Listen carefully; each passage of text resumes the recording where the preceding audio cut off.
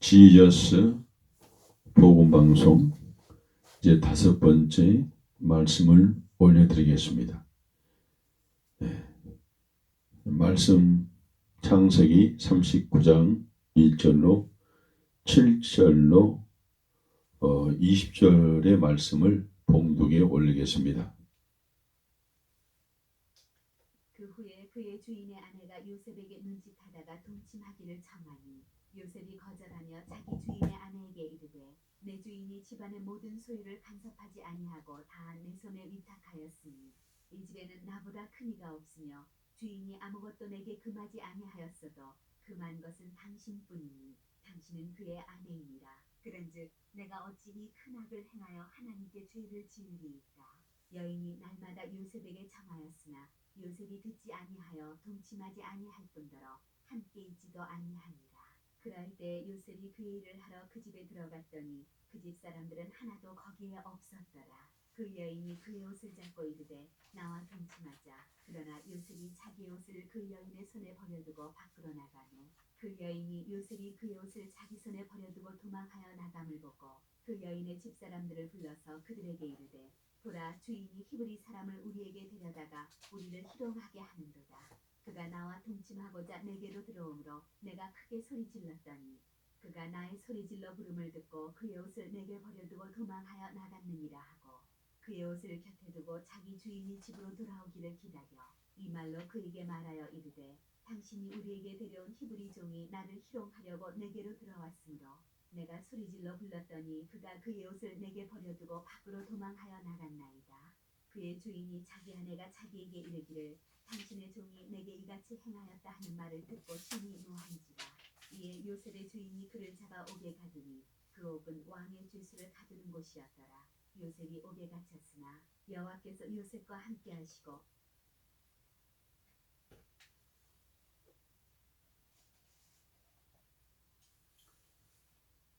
이제 말씀을 증거하겠습니다.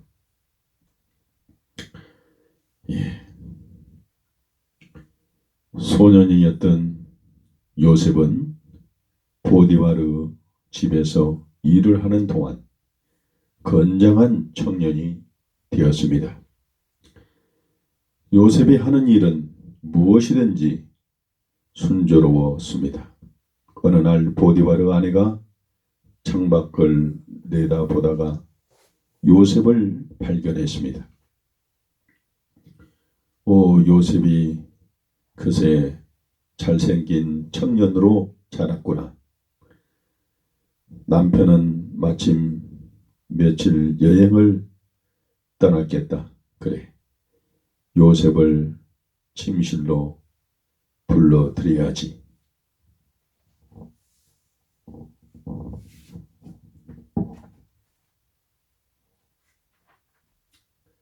보디바르 아내는 요셉에게 안으로 들어오라는 손짓을 했습니다.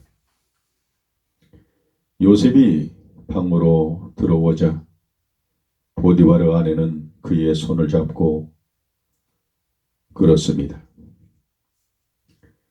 나와 함께 침대로 가요. 요셉, 당신은 아주 잘생기고 멋진 남자예요. 내게 입맞춰 주세요. 요셉은 많은 남자들이 보디바르 아내와 어울린다는 것을 알고 있었습니다. 하지만 요셉은 그녀를 사랑하지 않습니다. 나에 대한 보디바르 믿음은 얼마나 굳건한 것인가. 그런데 그분을 배반하는 일은 하나님께서도 기뻐하지 않으실 것입니다. 요셉은 고개를 흔들었습니다. 부인은 무척 아름답습니다. 하지만 이런 일은 옳지 않습니다. 보디바르 아내는 한날 노예의 입에서 거절의 말을 듣고서 심한 모욕감을 느꼈습니다. 그리고 보디바르 아내가 강제로 입을 맞추려고 하자 요셉은 그녀를 밀치고 밖으로 뛰쳐나갔습니다. 그때 보디바르 아내에게 잡혀있던 옷이 찢어졌습니다. 보디발이 집으로 돌아오자 그의 아내는 찢어진 요셉의 옷 조각을 내보이며 거짓말을 했습니다. 당신이 데리고 온 요셉이 내게 행패를 부렸어요. 아니, 어떻게 그런 사람을 집안에 들여놓을 수 있는 거예요. 보디발은 아내의 말을 믿었습니다. 그리하여 종들을 불러 요셉을 감옥에 가두어 두도록 명령했습니다. 창세기 40장 1절로 23절에 두 사람의 꿈에 대해서 말씀하고 있습니다. 요셉이 감옥에 갇혀 지내고 있었던 어느 날 두 사람의 제수가 요셉을 찾아왔습니다. 그들에게는 걱정거리가 있었습니다. 우리는 어젯밤 꿈을 꾸었는데 하도 이상한 꿈이라서 그 뜻을 알 수가 없다네. 혹시 그 꿈을 풀이해 줄 수 있겠는가? 나는 할 수 없이 하나님께서 하실 수 있습니다. 그들 중 한 사람은 바로에게 술잔을 올리는 시종장이었습니다. 그 꿈속에서 나는 한 줄기에 3개의 가지가 붙은 포도나무를 보았다네. 그 가지들에서 싹이 내더니 곧바로 꽃이 피고 포도송이가 익었다네. 나는 그 포도를 따다가 습을 짜서 곧바로 바로 손에 올렸다네. 요셉은 하나님께 조용히 기도했습니다. 하나님께서는 요셉에게 지혜를 주셨습니다. 그 꿈의 뜻은 이것입니다. 3개의 가지는 사흘을 말합니다. 사흘 안에 바로가 당신을 불러서 직책을 돌려 주실 것입니다. 그렇게 되면 바로에게 사정을 말씀드려서 나도 이 감옥에서 풀려 나가게 해 주시겠습니까? 또 한 사람은 바로에게 빵을 구워 바치는 시종장이었습니다. 나는 빵이 담긴 바구니 3개를 머리에 이고 있었다네. 제일 위에 있는 바구니에는 바로에게 드릴 온갖 구운 빵이 있었는데 새들이 와서 그것들을 다 먹어버렸다네. 요셉은 한숨을 내쉬며 말했습니다. 새 바구니 역시 사흘을 말합니다. 사흘을 안으로 당신은 머리를 베이고 새들이 당신의 시체를 먹게 될 것입니다. 사흘 후 요셉이 말한 내용은 정확히 이루어졌습니다. 창세기 4장 41절, 창세기 41장 1절로 8절에 바로 꿈을 풀이한 요셉. 그런 일이 있는지 2년이 지났습니다. 그동안에 바로 술 시종장 한테서는 아무 소식도 없었습니다. 요셉은 부지런히 다른 제수들을 돌보아 주었습니다. 감방을 깨끗이 하고 다른 제수들과 함께 음식을 나누어 먹었습니다. 요셉은 날마다 감방 창문으로 빛이 들어온 비쳐드는 손바닥만한 햇빛을 보면서 자유롭게 해달라고 하나님께 기도를 드렸습니다. 어느 날 아침 앙궁에서 잠을 자던 바로는 날카로운 비명소리를 지르며 벌떡 일어났습니다. 그처럼 흉악한 꿈을 꾸다니 무서운 일이야. 그렇지만 뭔가 중요한 일을 암시하는 것임에는 틀림없어. 바로는 신하들을 바라보며 호령을 했습니다.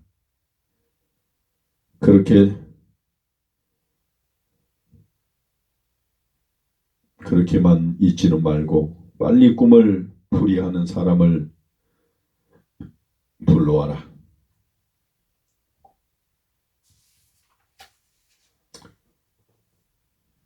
집이 겁이 난 신하들은 부지런히 뛰어다니면서 이집트 안에 있는 모든 마법사와 지혜 있는 사람들을 불러왔습니다.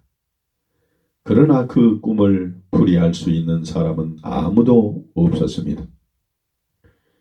그들은 그리고 계산하고 토론하는 등 여러 방법을 다해 보았지만 결국 고개만을 흔들 뿐이었습니다. 창세기 41장 9절로 32절에 살찐 암송아지와 깡마른 암소, 왕의 술시종장은 바로에게 술시종을 들고 있었습니다. 그는 조심스럽게 바로 잔에 술을 따랐습니다. 바로가 그처럼 화가 나 있는 경우는 술 따르는 일도 쉬운 일은 아니었습니다. 바로 그때 술 시종장은 요셉과 했던 약속이 기억이 났습니다. 그토록 오래 그 일을 까맣게 잊어버리다니 이것은 정말 잘못한 일이야. 술 시종장은 바로에게 한 걸음 다가가 조용히 말했습니다.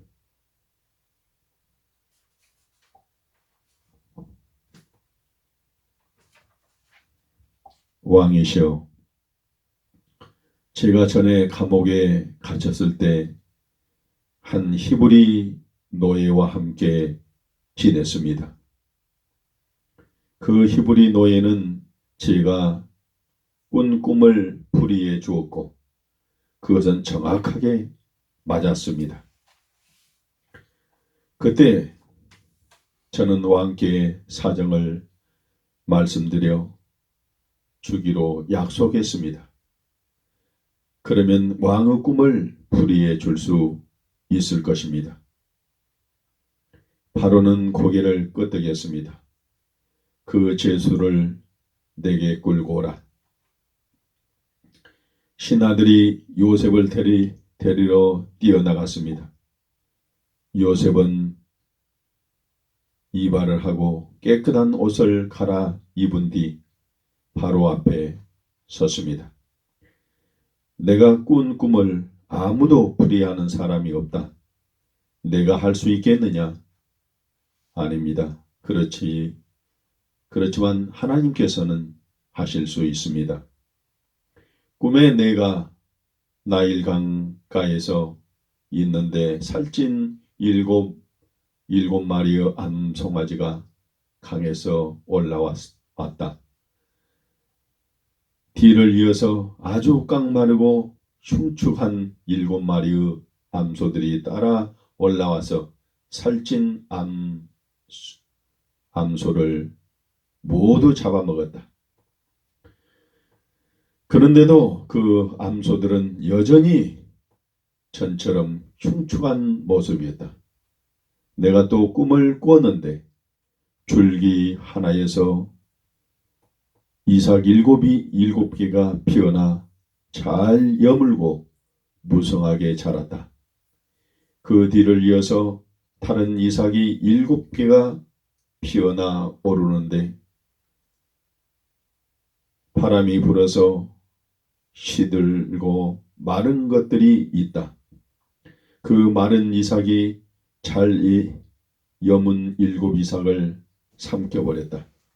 내가 이 꿈 이야기를 마법사와 지혜 있는 사람들에게 들려주었지만 아무도 그 꿈을 풀이해 주지 못했다.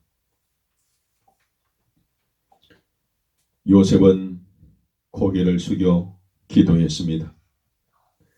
하나님, 그 꿈의 뜻을 가르쳐 주십시오. 요셉이 입을 열어 꿈을 풀이하기 시작했습니다. 왕이시여, 그 두 번의 꿈은 같은 뜻을 가지고 있습니다. 앞으로 7년 동안 큰 풍년이 될 것입니다. 아주 가난한 자들까지 풍족하게 먹고 마실 수 있는 정도로 큰 풍년이 될 것입니다. 그러나 곧바로 7년 동안 무서운 흉년들이 될 것입니다. 흉년이 어찌나 심한지 사람들은 모두 굶주리게 될 것입니다. 이런 일들은 곧 닥쳐올 것입니다. 창세기 41장 33절로 42절에 요셉은 바로 앞에 서서 말했습니다. 왕께서는 이런 일을 감당할 수 있는 사람을 세우셔서 풍년이 들었을 때 남은 곡식을 잘 보관해 두었다가 흉년이 닥쳐왔을 때 굶주리는 사람이 없게 해야 할 것입니다. 바로는 신하들을 불러서 의논했습니다. 바로 신하들은 잠시 의논하다가 바로 생각에 동의했습니다. 바로는 요셉에게 말했습니다. 너희 하나님께서는 아주 특별한 방법으로 너와 함께 하시는구나. 하나님께서 너에게 이 모든 것을 알려주셨는데 너보다 명철하고 슬기로운 사람이 어디 있겠느냐.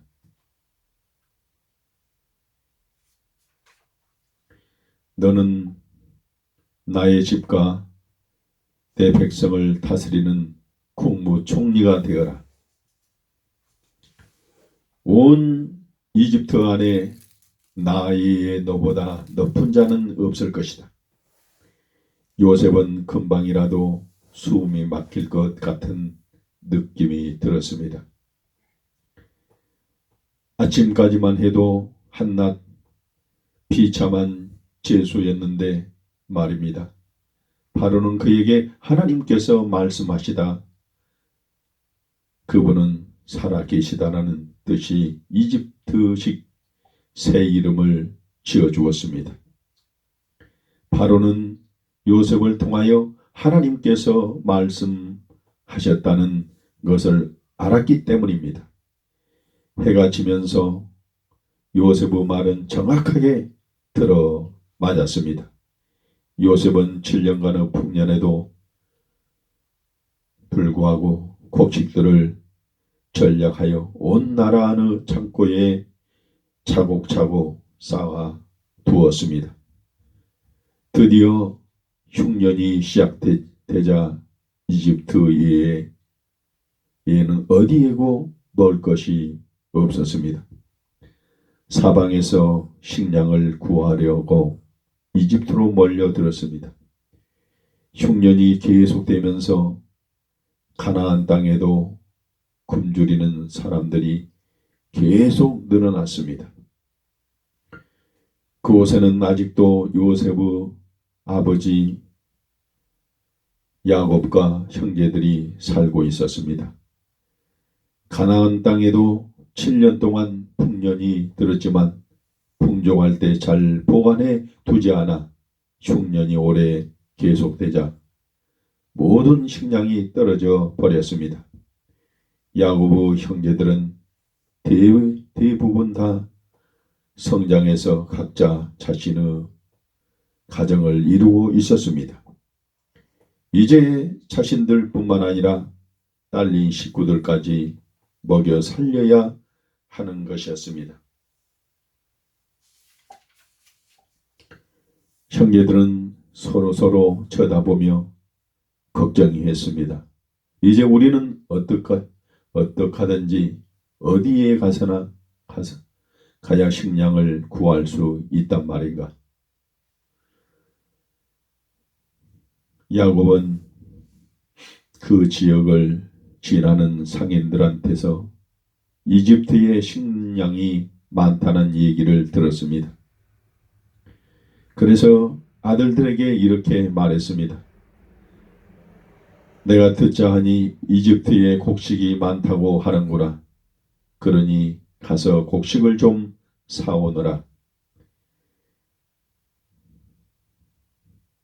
이대로 가만히 있다가는 모두 굶어 죽겠다.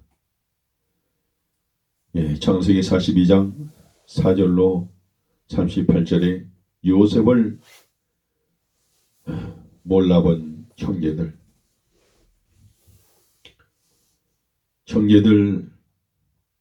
낙타와 나귀들 타고 이집트를 향하여 떠났습니다. 그러나 막내 베냐민만은 아버지 야곱과 함께 집에 남았습니다.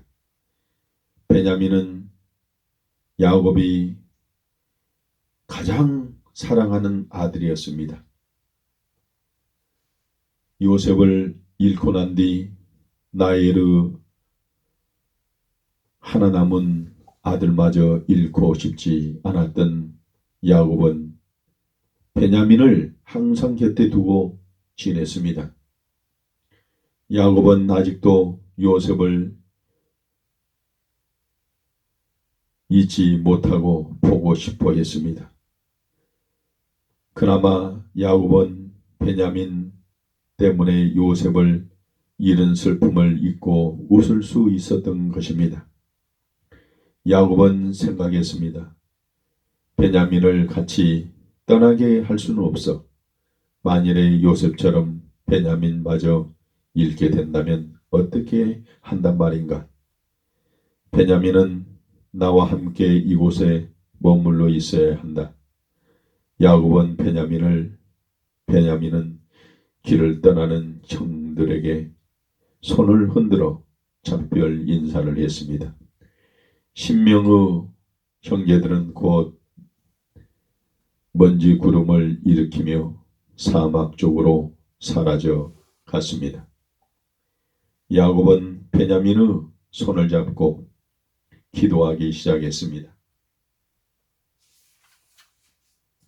주님, 저 아이들을 안전하게 지켜 주세요. 무사히 식량을 구해 가지고 속히 집으로 돌아오게 해 주십시오. 이집트에 도착한 형제들은 곧바로 식량을 파는 책임자인 국무총리에게로 갔습니다. 그 사람이 바로 요셉이었습니다. 그러나 형들은 요셉을 알아보지 못했습니다. 하지만 요셉은 형제들을 단번에 알아보았습니다. 그렇지만 모르는 척 이집트인 행세를 했습니다.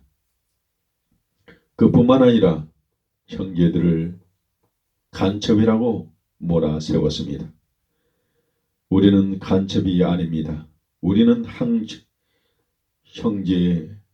형제들로서 모두 건실한 사람들입니다. 원래 12 형제였는데 한 형제는 이미 잊어버렸고 막내는 아버지와 함께 집에 있답니다. 당신들 말은 믿을 수 없어. 진실을 입증하려면 집에 가서 당신들의 막내 동생을 데려오시오. 그동안에 당신들 중 한 사람을 대신 가두어 둘 것이요. 요셉은 시므온을 가리키며 말했습니다. 형제들은 어찌할 바를 몰랐습니다.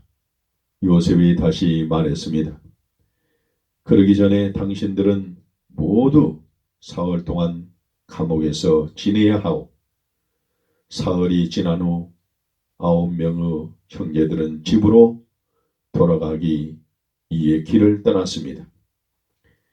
길 떠난 지 한참 후에 형제들은 곡식값으로 주었던 돈을 다시 갖고 왔음을 알게 되었습니다. 어떻게 된 일인가?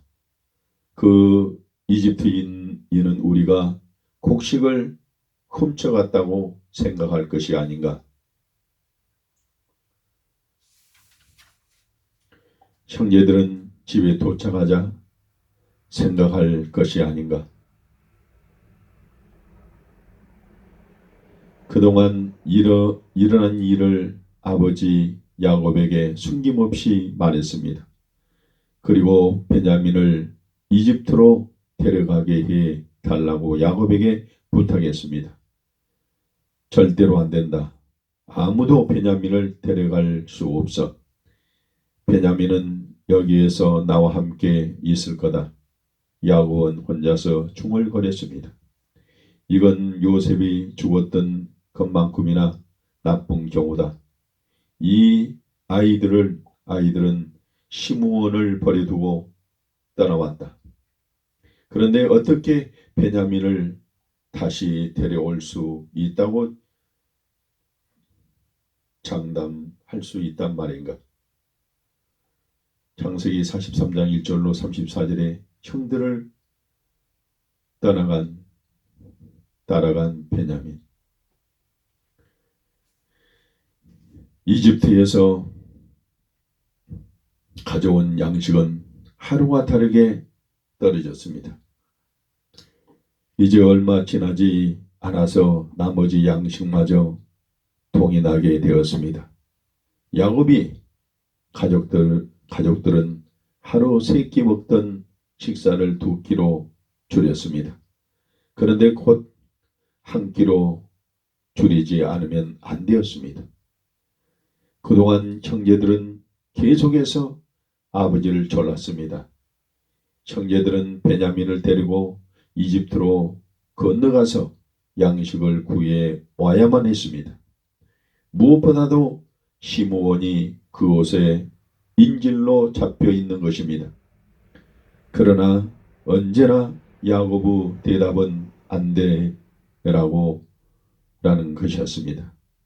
야곱에게 있어서 베냐민을 떠나보내는 일은 영원한 작별을 의미하는 것과 마찬가지였기 때문입니다. 마침내 야곱은 더 이상 고집을 부릴 수 없게 되었습니다. 많은 가족이 굶주리기 시작했던 것입니다. 할 수 없이 야곱은 베냐민을 떠나 보내는데 동의했습니다. 특히 요셉은 노예로 파는데 앞장섰던 유다가 나서서 자신이 책임을 지고 베냐민을 보호하겠다고 야곱을 안심시켰습니다. 이번엔 돈을 2배로 가져가거라. 그래야 너희가 지난번에 실수해서 가져온 양식값을 되돌려 줄 수 있고 새로운 양식을 살 수 있을 테니까 말이다. 그 밖에도 향수와 꿀, 유향나무 열매를 가져가서 그 책임자한테 선물로 드리거라. 이집트에 도착한 형제들이 요셉을 찾아가자 요셉은 형들 가운데 있는 베냐민을 금방 알아보았습니다. 베냐민은 그 사이 잘생긴 청년으로 자라 있었습니다. 이제 당신들을 믿을 수 있겠소. 모두 내 집으로 가서 지내도록 합시다. 내가 오늘 저녁 큰 잔치를 열겠소. 요셉은 감옥에 갇혀 있던 시므온을 불러서 형제들과 만나게 했습니다.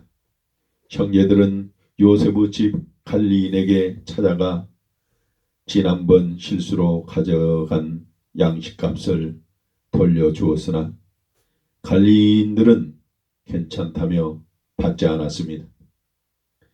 당신들의 아버지는 잘 지내십니까? 요셉이 물었습니다. 그 말을 하는 요셉의 가슴이 쿵쿵 뛰었습니다. 예, 아직 건강하게 살아계십니다.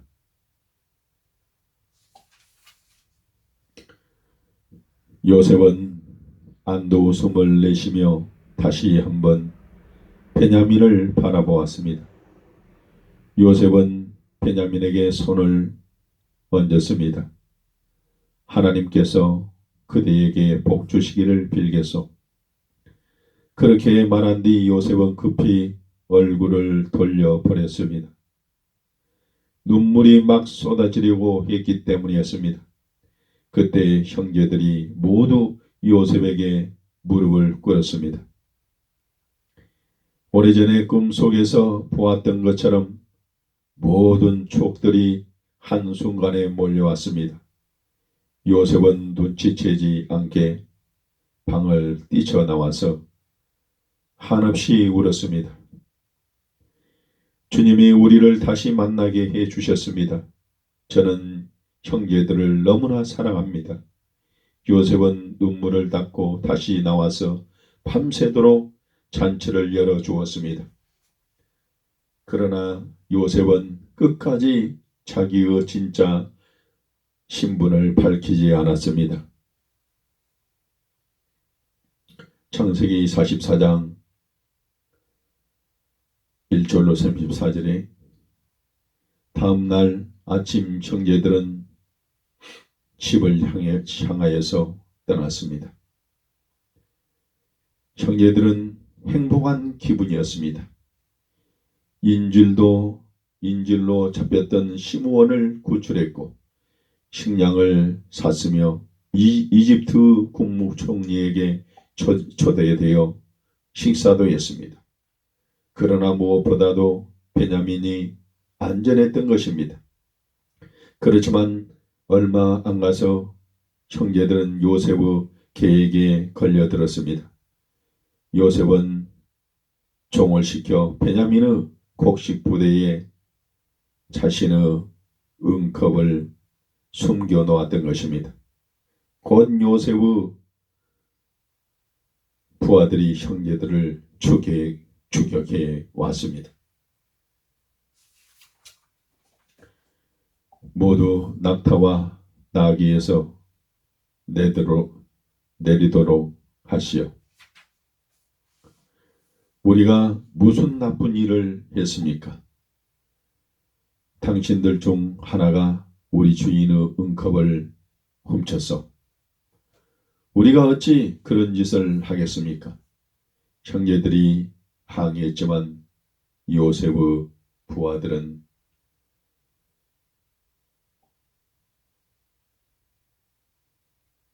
낙타에서 낙타로, 나귀에서 나귀로 짐을 샅샅이 조사했습니다. 부하들의 발길이 베냐민의 나귀에서 멈췄습니다. 부하들의 발길이 베냐민의 나귀에서 멈췄습니다.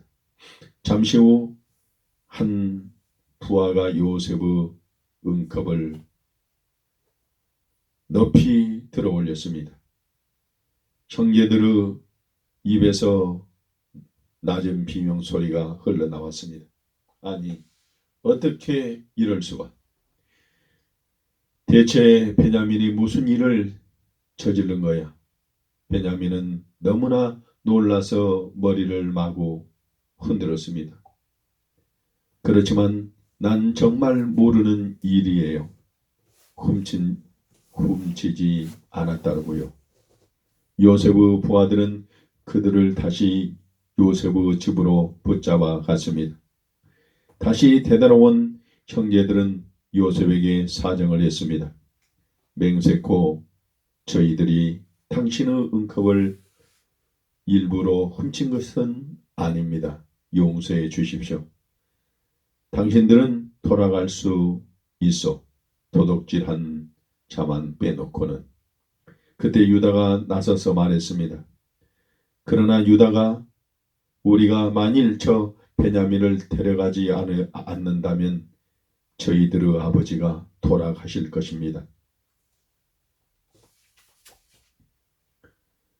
아버지는 이미 한 아들을 잃었습니다. 그런데 만일 베냐민마저 또 잃게 된다면 더 이상 살아 계시지 못할 것입니다. 바라건대 저를 이곳에 잡아두시고 베냐민을 돌려보내 주십시오. 그렇지 않으면 우리가 다시는 아버지의 얼굴을 보지 못하게 될 것입니다. 유다는 요셉의 무릎에 엎드려 간절히 이언했습니다.